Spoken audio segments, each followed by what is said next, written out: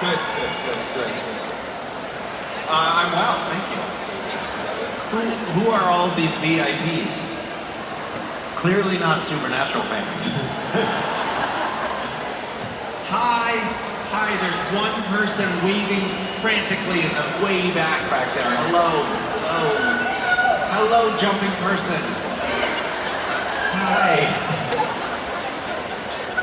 Oh, hi. There's a smaller person over there who's somehow taller than everyone else in the room. How are you, Megan? Hi, everybody. So, I think that the format that I would like to follow today, if you're open to it, is you ask questions and then I refuse to answer them. Does that sound good? Okay, great.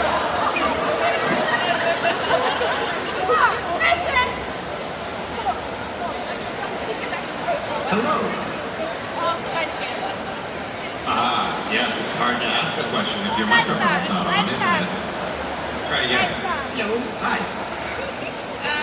Misha, I would like to know when you. My question is about Jared and Jensen. Oh God. They are in a lot of other series right now, like Jared is in Fire Country, and Jensen is doing Countdown right now. And you want to know why no one will hire me? I was wondering which series they are doing or have done you like the most. Well, I haven't watched Fire Country, and I haven't watched Countdown, and I'm a terrible friend. But The Boys, I watched all of, and my son also watched The Boys, and my son was aware of the fact that Eric Kripke created Supernatural, and he also created The Boys, and so he said to me, Dad, what's wrong with you? Why haven't you been on The Boys?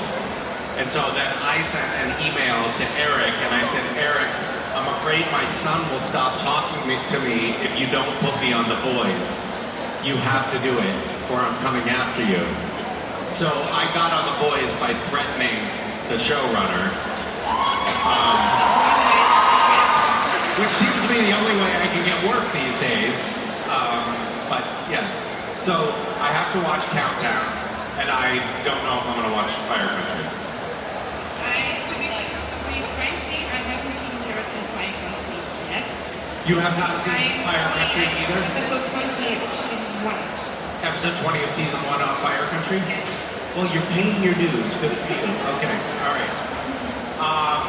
Yeah, but I have been doing a little bit of collaboration with Jensen and his wife Genevieve. They're doing some television production now, and we're trying to turn the podcast that I did a couple years ago called Bridgewater.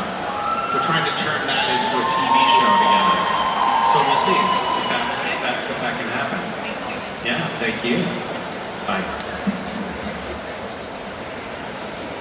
Hi. You do different voices for different incarnations of Castiel. Is Right. that something you work on, or does that come naturally?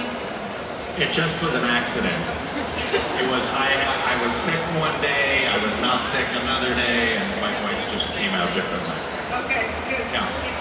when Castiel, you have a deeper voice than when you play Jimmy. Yeah, I don't know how Jimmy got that weird voice. Okay. It's weird, yeah. Poor guy. So the very first script for season 4, episode 1, when Castiel appears, Castiel is trying to communicate with Dean, right? But he hasn't yet taken a human form. He's still in his angel form.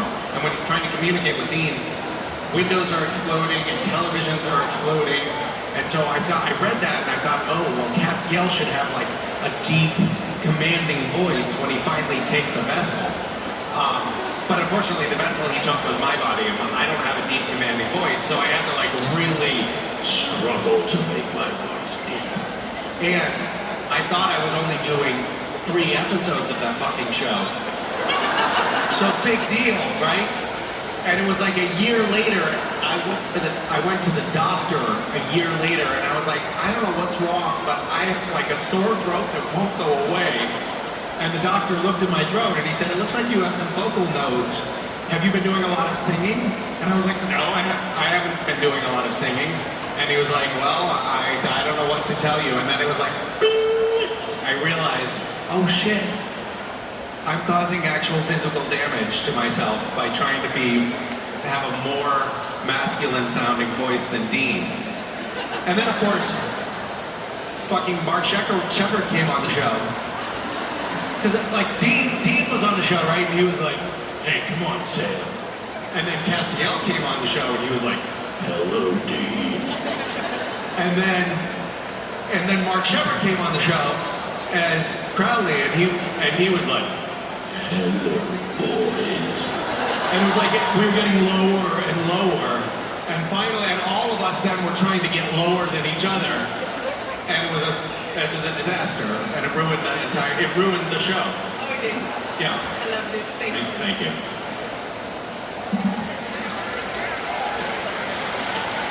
Hello. Hi. Me again. Good to see you again. Yeah. Can you say hi to my mom real quick? Just hi. Is your mother a phone? No. It's a camera. Your mother is hiding in a camera? She's at home. She's at home? Yeah. Why are you ashamed to bring your mother out? No, she can't come. She's chronically ill. She can't come. Oh shit. No, I'm an asshole. I know you feel bad. Hi, Mom. Sorry that I'm an asshole. Also, do you remember what we did yesterday? What we did yesterday? Yeah. Shh, don't tell people your mother's listening. Do you remember? No. What did we do? Oh, rock, paper, scissors. Yes. I want a rematch. A motherfucker. Okay. You ready? Yeah. Steen, Papier, Schaar. Yeah, Steen, Papier, Schaar. Okay. Oh. English only. Don't cheat.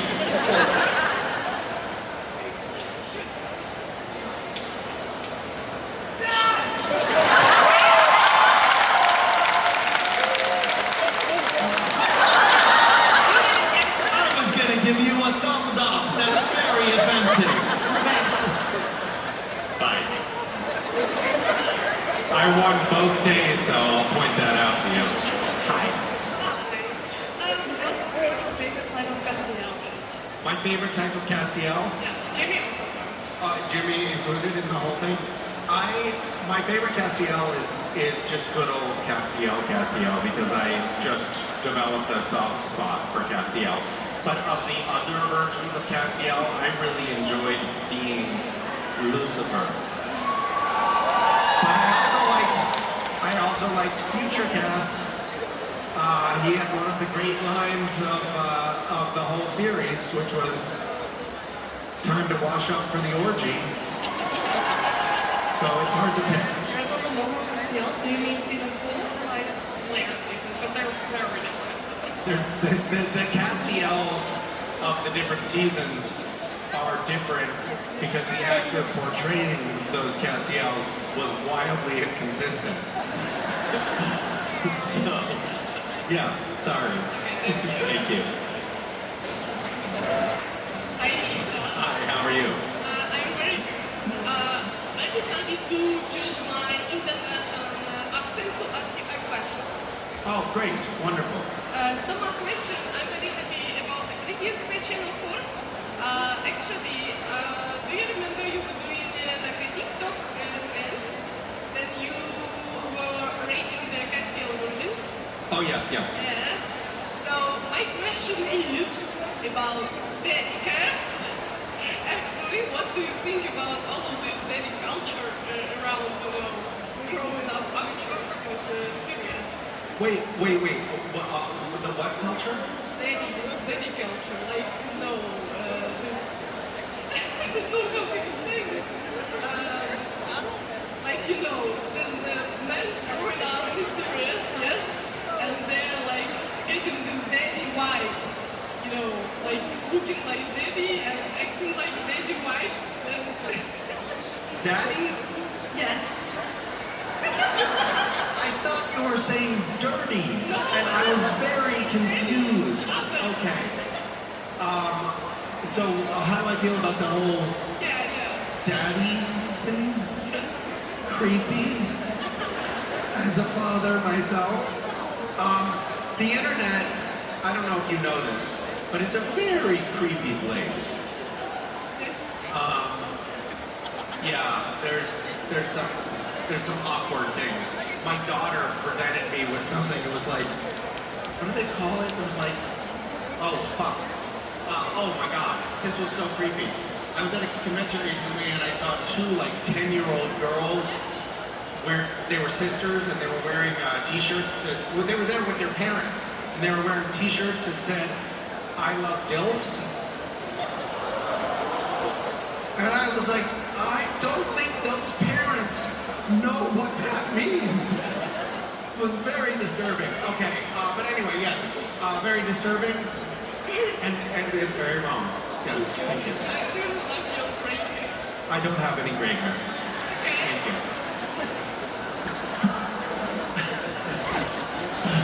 Hi. Hi. Are there things that Castiel is scared of in the show that you can relate to in real life?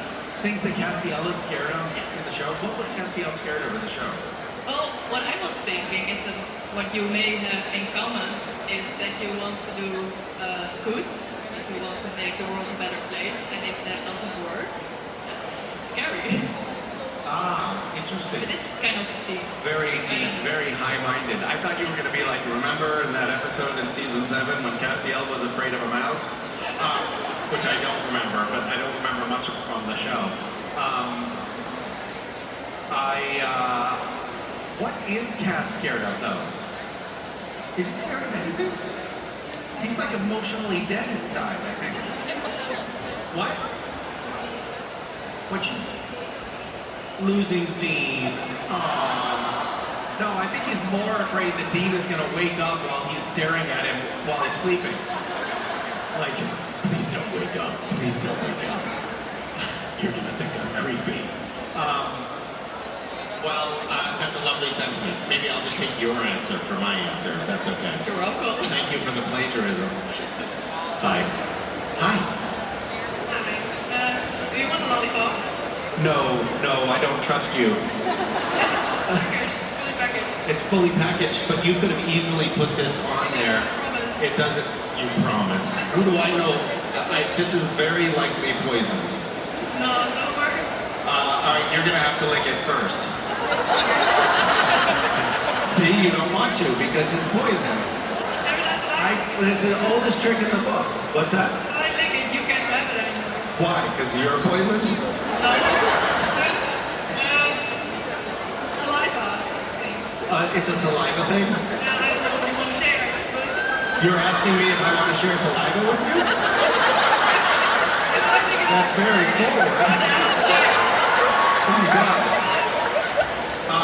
One of the first things that they teach a child is not to accept candy from a stranger. And here you are offering me a lollipop and then telling me you want to swap saliva. I think these are all warning signs. Thank you very much. I'm definitely going to eat this. Okay. Hi. In season 5 you had the scene when the toys became real, and there was a scene when Dean put a farting pillow on the chair and Cat sat down, and I was wondering how often did you need to retake that without that anybody is laughing? Do you guys know what she's talking about? There was an episode of Supernatural where Castiel had to sit on what's called, we call it in the US, a whoopee cushion. It's a little like bag that when you sit on it makes a farting sound. And the idea is you slip it under somebody's seat before they sit down and it's like a prank. And this was written in the script. And this was kind of near, so I was a guest star on Supernatural for season 4. And then in season 5, I was a series regular, which means I had a contract and I was like, I knew that I was going to be there at least for the whole year. Which gives you, as an actor, it gives you a little bit more confidence. because like you know they're not going to fire you immediately. And we got onto set, and there was this whole thing with the farting whoopee cushion, and I was like, this is stupid. This is just stupid. This is not funny. It's just stupid. Nobody's gonna like this. It's not gonna work. And I said to the director, can we just not do this? And the director was like, I can't not do it. Eric Kripke put it in the script. We'll have to call Eric. And so I was like, great, let's call Eric. Let's get him on the phone. I'm not doing his stupid fart thing. And so we got Eric on the phone. And I was like, Eric, the whoopee cushion thing, it's just not funny. It's just stupid. It's juvenile. And he was like, you're doing the fart gag. You're doing it. And I was like, oh, okay. He was like, yep, okay, bye. And I realized who was in charge at that moment. And then I sat down on the whoopee cushion and did the fart scene. But because I had just been seriously reprimanded by the showrunner, actually there was surprisingly little laughing that went on at that point. Yeah, we had no problem with that scene. There were so many other scenes on Supernatural where we laughed constantly. And they were scenes that didn't seem funny at all, but it was the things that were happening behind the scenes that made it funny. Like, for example, there was a scene in season... Fuck if I know. I don't know. There was an episode... I know what the episode was called. It was My Bloody Valentine. And we were in a morgue. And do you know what a morgue is? Okay. We were in a morgue, and it was Sam, Dean, and Cass, and there was a table, a stainless steel table, that had a pile of human hearts on it. And Castiel walks up to the table, and he was like, I don't remember what his line was, but it was something like, we must find out who has been taking these human hearts. And I walk up to the table, and Sam and Dean are on the other side of the table, and the camera was behind them looking at me. And I walk up to the table, and I say, what do you think we should do? And I look at Sam, and Jared goes like this with his leg. He has very long legs and very pointy toes, and they're right in my crotch. And I couldn't help laughing. I was like, and the director is in the other room just looking at the monitor, and the director just sees me go, and the director's like, yo, Misha, what are you doing? Come on. It's late. Everybody wants to go home. Okay, we're going again. So then I do another take. I was like, we have to find out who's taking these human hearts. What do you think we should do? And then I feel a broom handle under the table, again in my crotch, and I'm like, and I laugh again, and the director's like, Misha, come on. And I was like, you don't see what's happening under the table. And the first AD came over and took the broom handle away from Jared and was like, don't do that again. And then Jensen said, Misha, don't deliver the line to him, just say it to me. And I was like, oh my God, thank you. So I was like, we have to find out who's taking these human hearts. What do you think we should do? And I look at Jensen, and Jensen goes, and I go, we spent like an hour and a half filming just me walking up to the table. It took forever. So basically, when you're pissed, it's all the best. Yes. Right. Thank you. Hi. What is the weirdest thing that happened on set? The weirdest thing that happened on set? Oh God. I have no idea. The first thing that comes to mind is it was another day of filming. There were so many weird things that happened on set. But the thing that comes to mind is we were filming this scene in a barn. It was in the stages, so they had built this fake barn, and we were filming the scene, and it's again Cass and Sam and Dean in the scene, and Jared and Jensen wouldn't stop fucking with me, and we could not get the shot done. And finally, this was also fairly early on. This was like season 4 or 5. And finally, I said, "That's it. I want them off the set." And and Jared and Jensen, they were like, the first the first AD was sort of like in charge of running the set, said, Jared, Jensen, can you please leave? And they were escorted off the stage. And Jared and Jensen were like walking, they told me this later, they were like walking back to their trailers, and they were like, wait a minute, what just happened? Did we just get kicked off the set of our show? How did that happen? And so finally we were doing the scene without them messing with me, but I still had to have somebody do the dialogue with me so I knew where I was in the scene. And they had just been making me laugh constantly, and I was like, I'm never going to be able to get this done. I need them to leave. And so I had the script supervisor and the props girl reading Jared and Jensen's lines. And so I'm looking at these two women who are reading the Sam and Dean's lines, and I'm looking at them, and the director's like, actually, Robin, the props girl, you have to be a little higher up for Jared's eye line, for Sam's eye line, so that Misha's like looking in the right place. And so she stood on a chair reading the lines. And there was something about that I found so funny that I couldn't stop laughing. And I was like, it's cursed. I'm never gonna be able to finish this scene. So that was a very weird thing that happened on one of many very weird nights on Supernatural. Oh my God. Thank you. Can I have a high five? Yes, you can. It'll be a low five, actually. Thank you. Thank you. Hi. Hi. Hello again. Hi again. Here to try to give you yet another mental crisis. Okay, great. If you put your socks and your shoes on in the morning or whenever, do you put both your socks on first and then your shoes, or maybe even one sock, one shoe, and then the other? I put both socks on and then both shoes because I'm not a sociopath. Who puts one sock on and then one shoe? Sometimes. Do you do that? Yes.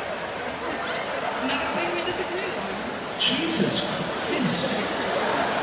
That is fucked up. I'm backing away because I don't feel safe right now. Thank you for that question. I mean, no. Well, yeah, but you caused harm. That was a very deep and probing question, and I think a fitting and meaningful one to end this program with. Thank you. So thank you. Thank you for asking the question that everybody else was afraid to ask. Thank you all.